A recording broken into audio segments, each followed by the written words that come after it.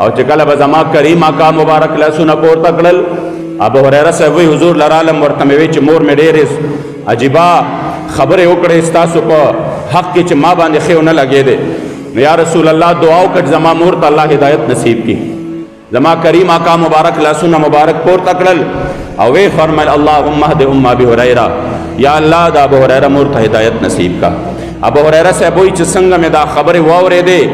بس د دې سره په منډه شوم په ډېر خوشحالۍ نه کور طرف ته مې منډې والې او چې کور ته رالم او دروازه مې کولاوله نو دروازه بنده وه د دننه د اوبو اواز راته ما وی مورې دروازه کولاو کا وی لږ وخت پس مور مې دروازه کولاو کړه او چې څنګه دروازه کولاو کړه نو مور مې غسل کړی و د دروازې د کولاوېدو سره یې ما ته وویل اشهد ان لا اله الا الله وان محمدا عبده ورسوله وی د ډېرې خوشحالۍ نه په جړا شوم او په جړا جړا کې د حضور دربار ته بیا په منډه باندې را روانم چې قربان دا څنګه کیدی شي چې تاسو مبارک بلاسونه پورته کې وغه دعا به الله قبول نه کړي ستاسو د دعا په برکت باندې الله زما مور ته هدایت نصیب کړی دی